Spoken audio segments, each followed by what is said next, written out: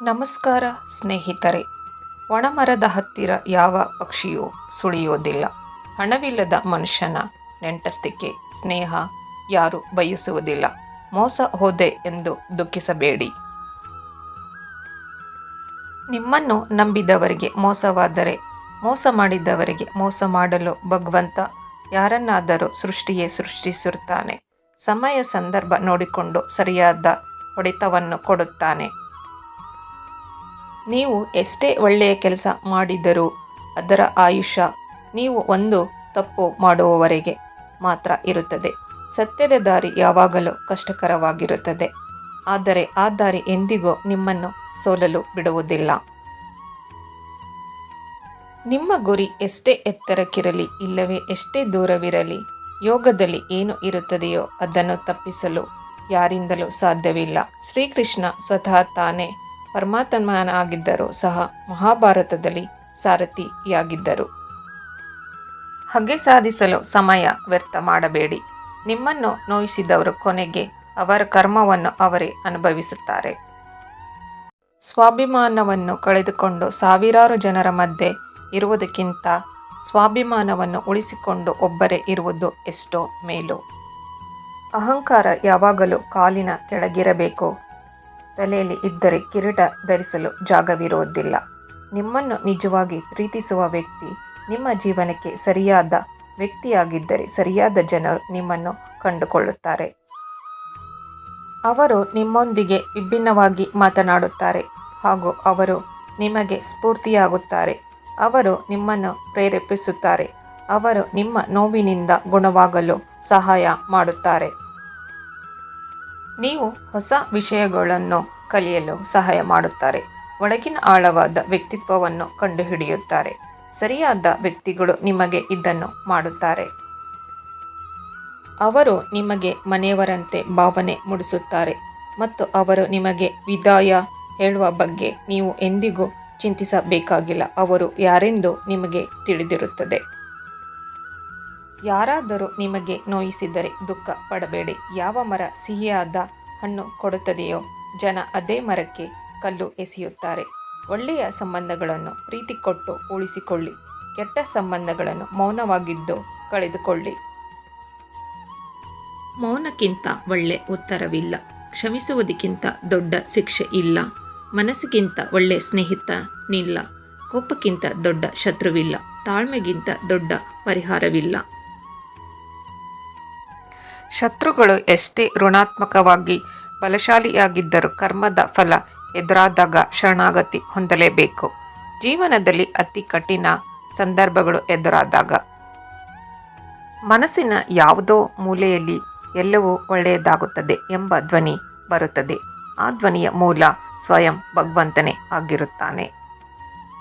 ನೆಮ್ಮದಿ ಎಲ್ಲದಕ್ಕಿಂತ ಸುಂದರ. ಜೀವನದಲ್ಲಿ ನೀನು ಎಂದೋ ಯಾರಿಗೋ ಮಾಡಿದ ಒಂದು ಉಪಕಾರ ಯಾವತ್ತೂ ವ್ಯರ್ಥವಾಗುವುದಿಲ್ಲ. ಒಂದಲ್ಲ ಒಂದು ರೂಪದಲ್ಲಿ ನಿನ್ನ ಬಳಿ ಬಂದೇ ಬರುತ್ತದೆ. ಬಿಟ್ಟು ಹೋದವರು ಮುಖ್ಯವಲ್ಲ, ಹೋಗುವಾಗ ಏನು ಕಲಿಸಿ ಹೋದರು ಎನ್ನುವುದು ಮುಖ್ಯ. ದೇವರು ದೊಡ್ಡ ಗೆಲುವು ಕೊಡುವ ಮುನ್ನ ಪ್ರತಿ ಪರಿಸ್ಥಿತಿಯಲ್ಲಿ ಸೋಲುವಂತೆ ಮಾಡುತ್ತಾನೆ. ಜಗತ್ತಿನಲ್ಲಿ ಎಲ್ಲವೂ ಇದೆ, ಆದರೆ ನೆಮ್ಮದಿ ಇಲ್ಲ. ಇವತ್ತಿನ ಎಲ್ಲ ಮಾನವರಲ್ಲಿ ಎಲ್ಲವೂ ಇದೆ, ಆದರೆ ಶಾಂತಿ ಇಲ್ಲ. ಯಾರು ಮಾಡಿಟ್ಟಿದ್ದನ್ನು ಖರ್ಚು ಮಾಡಿದರೆ ಜೀವನ ಏನು ಅಂತ ಗೊತ್ತಾಗುವುದಿಲ್ಲ. ಸ್ವಂತ ದುಡಿದು ಬೇರೆಯವರ ಖರ್ಚಿಗೆ ಕೊಟ್ಟಾಗಲೇ ನಿಜವಾದ ಜೀವನ ಏನು ಅಂತ ತಿಳಿಯುವುದು.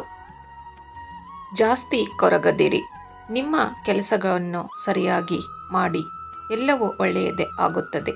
ನಮ್ಮ ಹೃದಯ ಮತ್ತು ಉದ್ದೇಶಗಳು ಶುದ್ಧತೆ ಹೊಂದಿರುವಾಗ ನಾವು ಯಾರನ್ನು ಕಳೆದುಕೊಳ್ಳುವುದಿಲ್ಲ, ಅವರೇ ನಮ್ಮನ್ನು ಕಳೆದುಕೊಳ್ಳುತ್ತಾರೆ ಅಷ್ಟೇ. ಮಗುತನ ಎಂದರೆ ಅಹಂಕಾರವಿಲ್ಲದ ಅರಿವಿನ ಆಸಕ್ತಿ. ತಾಯ್ತನ ಎಂದರೆ ಸಮಾನತೆ ಮತ್ತು ಸೌಹಾರ್ದತೆ. ಒಬ್ಬರ ಸರಳ ಸ್ವಭಾವ ಅವರ ಬಲಹೀನತೆ ಅಲ್ಲ.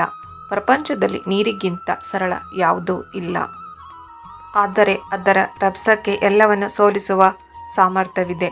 ಉಪಚಾರವನ್ನು ತೀರಿಸಬಹುದು, ಆದರೆ ಉಪಕಾರವನ್ನು ತೀರಿಸಲು ಸಾಧ್ಯವಿಲ್ಲ. ಇಲ್ಲಿಯ ತನಕ ಆಗಿದ್ದೆಲ್ಲವೂ ಒಳ್ಳೆಯದಕ್ಕೆ. ಸದ್ಯಕ್ಕೆ ಆಗುತ್ತಿರುವುದು ಒಳ್ಳೆಯದೇ. ಮುಂದೆ ಆಗುವುದೆಲ್ಲವೂ ಒಳ್ಳೆಯದೇ. ಯಾವುದಕ್ಕೂ ಜಾಸ್ತಿ ಚಿಂತಿಸಬೇಡಿ.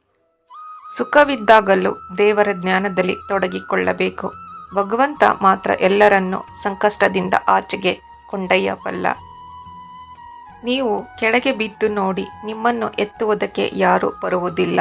ನೀವು ಜೀವನದಲ್ಲಿ ಸ್ವಲ್ಪ ಮೇಲೆ ಏರುವುದಕ್ಕೆ ಶುರು ಮಾಡಿ, ನಿಮ್ಮನ್ನು ಕೆಳಗೆ ಇಳಿಸುವುದಕ್ಕೆ ಎಲ್ಲರೂ ಬರುತ್ತಾರೆ. ನೀನು ಒಬ್ಬಟ್ಟಿ ಎಂದು ಭಾವಿಸಿ ಎಂದಿಗೂ ದುರ್ಬಲನಾಗಬೇಡ. ಆದರೆ ನೀನು ಒಬ್ಬನೇ ಸಾಕು ಎಂದು ಯೋಚಿಸಿ ದೃಢವಾಗಿರು. ನಮ್ಮ ಮನಸ್ಸಿನಲ್ಲಿ ತಾಯ್ತನ, ಮೆದುಳಿನಲ್ಲಿ ಮಗುತನ ಇರಬೇಕು. ಸಾಧ್ಯ ಅಥವಾ ಅಸಾಧ್ಯ ಈ ಎರಡರ ನಡುವಿನ ವ್ಯತ್ಯಾಸವು ಒಬ್ಬ ವ್ಯಕ್ತಿಯ ದೃಢ ಸಂಕಲ್ಪವನ್ನು ಆಧರಿಸುತ್ತದೆ. ಕೆಟ್ಟ ನೆನಪುಗಳು ಈ ನಿರ್ಜೀವ ವಸ್ತುವಿದ್ದಂತೆ. ಹೊತ್ತು ತಿರುಗುವುದಷ್ಟು ಭಾರ ಅವುಗಳನ್ನು ಬಿಟ್ಟು ಬಿಡಬೇಕು. ನಿಷ್ಠಾವಂತರಾಗಿ, ಆದರೆ ಮೂರ್ಖರಾಗಬೇಡಿ. ದೇವರ ಸ್ಮರಣೆಯಿಂದ ಎಲ್ಲ ತೊಂದರೆಗಳು ಪರಿಹಾರವಾಗುತ್ತದೆ. ಹಾಗಾಗಿ ದೇವರ ಮೇಲಿನ ಅನನ್ಯ ಭಕ್ತಿಯಿಂದ ಎಂದೂ ವಿಮುಖರಾಗಬೇಡಿ. ನಿರ್ಮಲ ಮನಸ್ಸಿನಿಂದ ದೇವರನ್ನು ಜ್ಞಾನಿಸಿ. ಸುಖವಿರಲಿ ದುಃಖವಿರಲಿ ದೇವರ ನಾಮಸ್ಮರಣೆಯನ್ನು ತಪ್ಪಿಸಬಾರದು. ಕಷ್ಟ ಬಂದಾಗ ಮಾತ್ರ ದೇವರನ್ನು ನೆನೆಯುವುದಲ್ಲ. ನೆನಪು ಸುಂದರವಾಗಿರಲು, ಇಂದಿನ ಕೆಲಸ ಸಮರ್ಪಕವಾಗಿರಲು, ಒಬ್ಬ ವ್ಯಕ್ತಿಯನ್ನು ತನಗಿಂತ ಚೆನ್ನಾಗಿ ಯಾರೂ ತಿಳಿದುಕೊಳ್ಳಲು ಸಾಧ್ಯವಿಲ್ಲ. ಅದಕ್ಕಾಗಿ ಸ್ವಯಂ ಮೌಲ್ಯಮಾಪನವು ಬಹಳ ಮುಖ್ಯವಾಗಿದೆ. ಸುಮ್ಮನೆ ಕುಳಿತು ಅವರು ಹೆಜ್ಜೆ ಗುರುತನ್ನು ಮೂಡಿಸಲಾರರು. ಹೆಜ್ಜೆ ಗುರುತು ಮೂಡಿಸಬೇಕೆಂದರೆ ಎದ್ದು ನಡೆಯಲೇಬೇಕು. ಕೆಲವು ಸಂಬಂಧಗಳು ಬದುಕಿನಲ್ಲಿ ಕರ್ಮಫಲದಂತೆ ಕಾಡಿದರೆ, ಇನ್ನು ಕೆಲವು ಸಂಬಂಧಗಳು ಋಣಾನುಬಂಧದಂತೆ ಆಸರೆಯಾಗಿರುತ್ತದೆ. ತಾಳ್ಮೆ ದೇವರು ಕೊಟ್ಟ ವರ, ಕೋಪ ದೇವರು ಕೊಟ್ಟ ಶಾಪ. ಎಷ್ಟೇ ಬುದ್ಧಿವಂತ ಜನರ ಜೊತೆ ಕುಳಿತು ಮನುಷ್ಯನಿಗೆ ಮೂರ್ಖನಾದ ನಂತರವೇ ಅನುಭವ ಸಿಗುವುದು. ಜೀವನದಲ್ಲಿ ಏನು ಮಾಡಬೇಕು ಅನ್ನೋದು ರಾಮಾಯಣ ಹೇಳುತ್ತೆ. ಜೀವನದಲ್ಲಿ ಏನು ಮಾಡಬಾರದು ಅಂತ ಮಹಾಭಾರತ ಹೇಳುತ್ತೆ. ಜೀವನದಲ್ಲಿ ಹೇಗೆ ಬದುಕಬೇಕು ಅನ್ನೋದನ್ನು ಭಗವದ್ಗೀತೆ ತಿಳಿಸುತ್ತೆ. ದೇವರ ಕಾಣುವುದಿಲ್ಲ, ಕಾಡುತ್ತಾನೆ ಅಥವಾ ಕಾಪಾಡುತ್ತಾನೆ. ಮೊದಲು ಕ್ಷಮೆ ಕೇಳುವವನು ಅತ್ಯಂತ ಧೈರ್ಯವಂತ. ಮೊದಲು ಕ್ಷಮಿಸುವವನು ಗುಣವಂತ.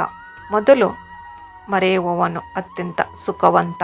ನಾವಿಂದು ಮಾಡುತ್ತಿರುವ ಕೆಲಸಗಳೇ ಮುಂದೊಂದು ದಿನ ನೆನಪಾಗಿ ಪರಿವರ್ತನೆಗೊಳ್ಳುತ್ತವೆ.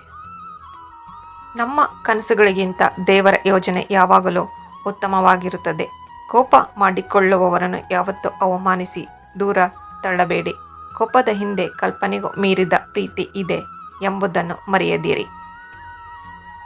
ಧನ್ಯವಾದಗಳು ಸ್ನೇಹಿತರೆ.